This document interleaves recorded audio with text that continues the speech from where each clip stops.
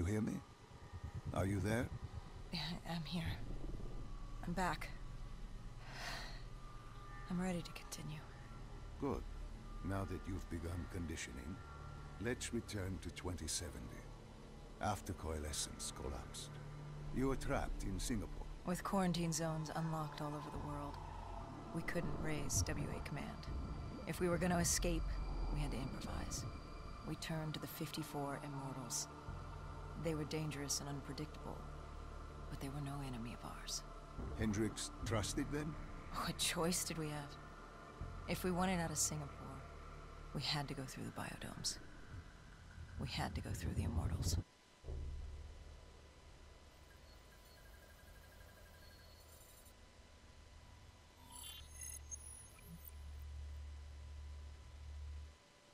Getting in was easy. Getting out would be another matter entirely. At the time, the outbreak of 2060, the Immortals seized the marina and dug in.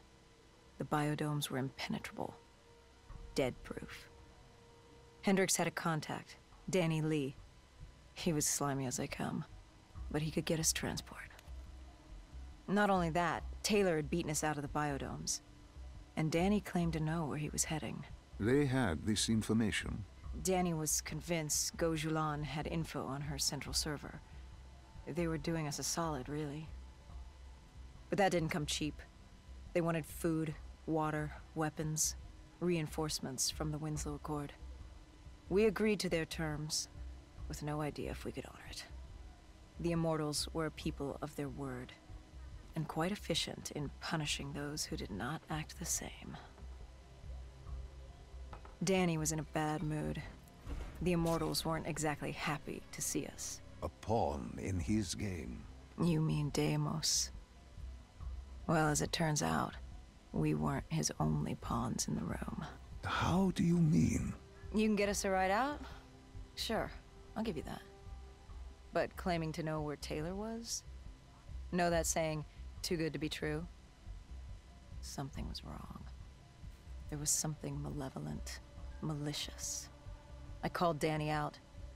I wasn't too happy with that. But then again, we assumed he was just scared. The outbreak now occurring worldwide was unprecedented. We were all scared. Up till now, we'd become complacent.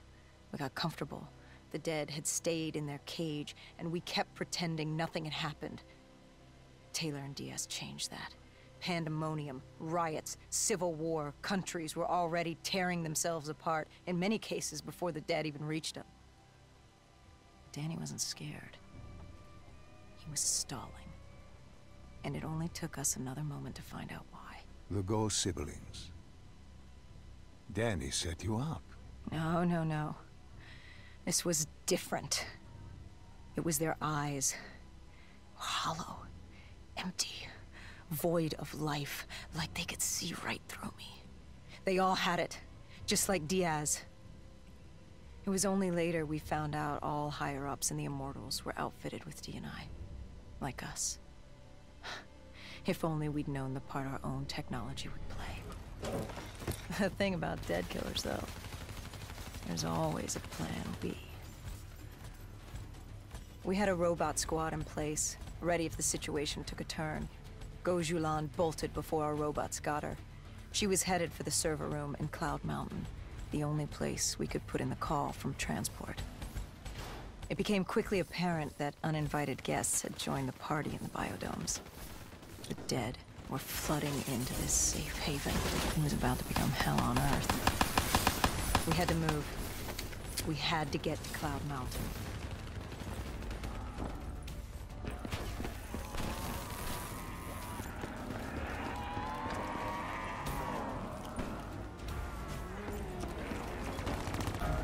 I don't know how the undead got in. A child's mistake. A poorly nailed board over aluminum. It didn't move. It was spreading fast. We were already outnumbered 20 to 1. The remaining humans scrambled. Oh shit.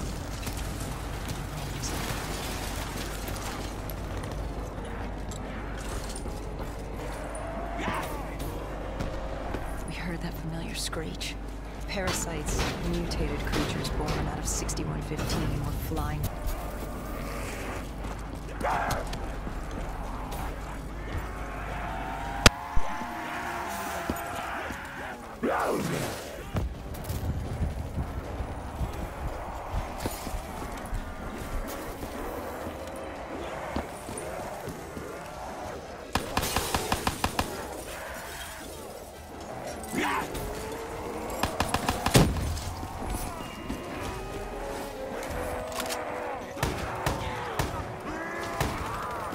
With the shipping yard cleared, Cloud Mountain was just ahead, the server room at the top. We had a long climb ahead of us.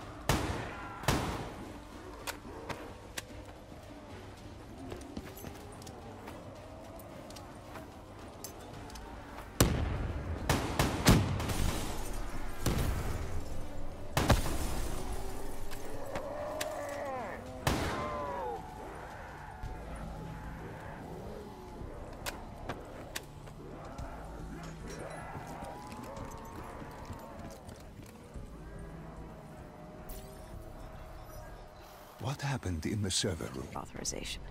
And her brother was shredded with bullets back in the bar. We could hear the horde coming, and we only had one sibling. But she did have two hands. You chose to cut off her hand. Why? I hoped the biometrics were interchangeable, allowing the siblings to use either reader. If we were calling transport and getting out alive, it had to work. Lucky for us, it did. Hendricks interfaced with the system. He was able to raise WA command. We needed a ride out ASAP. They had a VTOL a few minutes out. Rendezvous was set for the top of the dome. But Hendricks wanted to know what Gojulan had on Taylor. Anything, even the smallest detail, could be helpful in picking up his trail. That would take some time. Hendricks searched the archives.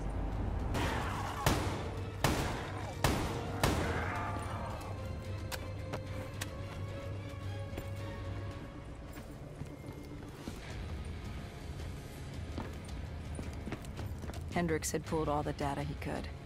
I hoped it was enough. Our pickup was in position. It's time to get the hell out of here.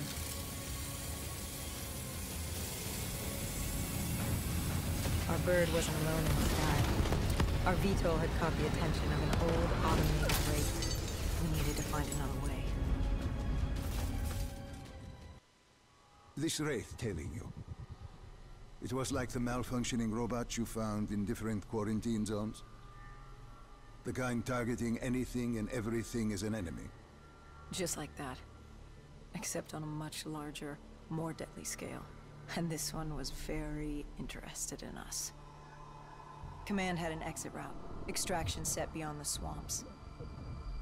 If we crossed the super trees, there were shipping docks where we could commandeer an airboat. It's easier said than done.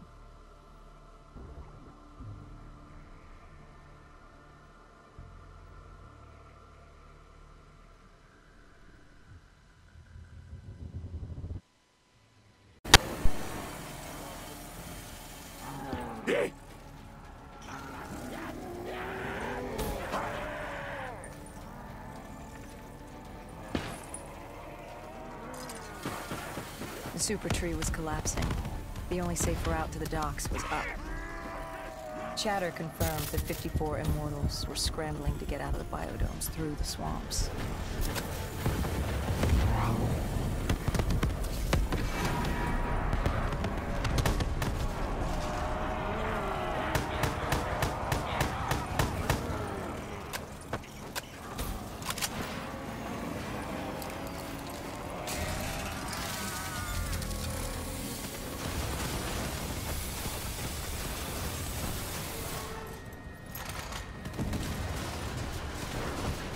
From the sound of it, they wanted us dead as much as the Flesh Eaters did.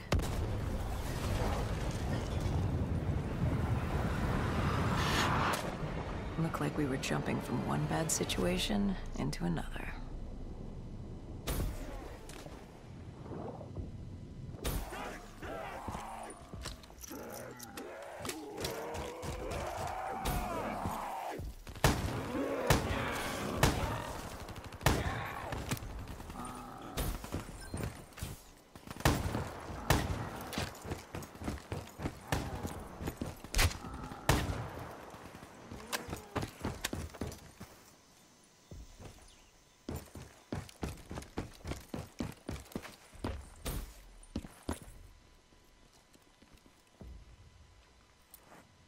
Hendricks commandeered an airboat and set the autopilot.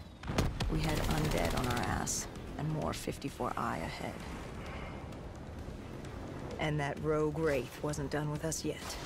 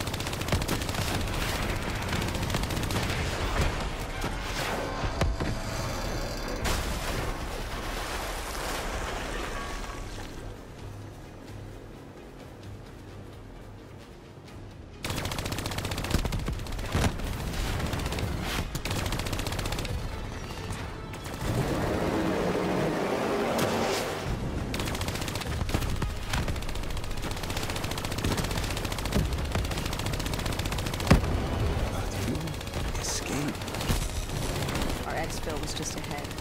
We were getting out of Singapore. What about Taylor? What did Hendricks learn from the server? Nothing.